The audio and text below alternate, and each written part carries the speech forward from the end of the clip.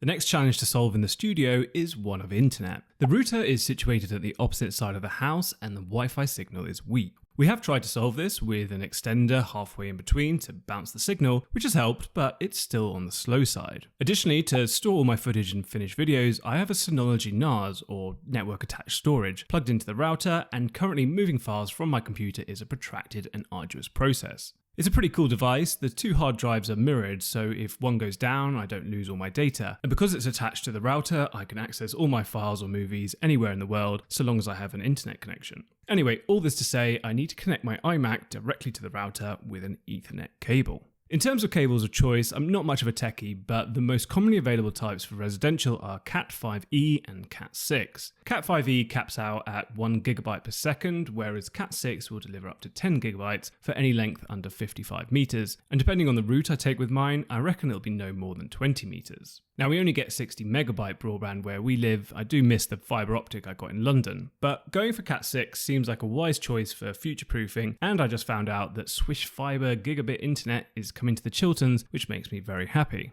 I purchased a 50-meter roll of Cat6 cable from Screwfix and a crimping tool that came with the RJ45 connectors. My cunning plan was to run the cable under the house by opening up the floorboards on either side, tying some string to our cat, and getting him to do the hard work for me. We even shook on it, but I'd forgotten that the foundations of the walls would be in the way. So instead I'm taking the easy route and simply fitting it under the carpet. At some point we'll be ripping it all up and probably putting insulation between the joists, so when that happens I'll move the Ethernet cable below when I have the access. So I know my route. The only slightly tricky points were the door thresholds. The first from the living room into the hall required going under, so I took up a floorboard in the hall and sent the camera in to see if I could get the wire across. The wall seems to have a low point and I could see the chipboard in the sitting room, so I drilled a hole and threaded the cable through. I took advantage of a gap in the floorboards to bring it back up into the hall.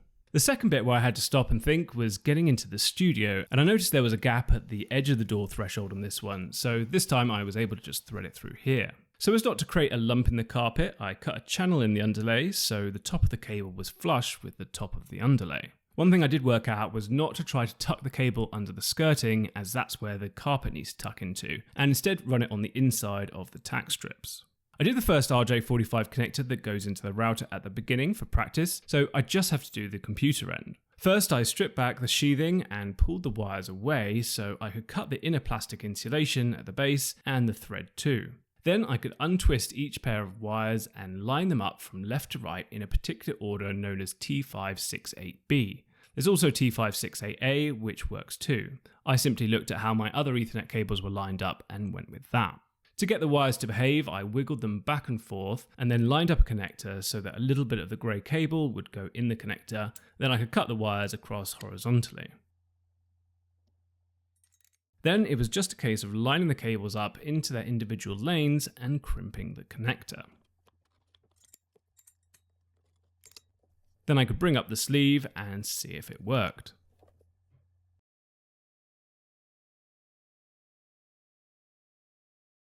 So you can see the difference the Ethernet cable makes, but it's certainly not the speed we're paying for. So I'm happy with the progress, but I feel a strongly worded phone call coming on. So for the Mac users among you, I'm keeping my Wi-Fi on as well, as that allows me to use AirDrop to and from my iPhone, and also allows my Apple Watch to unlock my iMac when in close proximity. It's the little things. If you go to Settings, Network, Set Service Order, you can make Ethernet the primary method of getting internet while still having Wi-Fi on. So very simple little project, but has actually made a big difference, especially moving stuff to and from the NAS. I'll link a video below by Andy Mack at Gosforth Handyman, as he has a similar layout to mine but 3 stories apart, and he has to use the boxing in of a soil pipe to link to his router. It's rather entertaining. I'll see you on the next project in this room.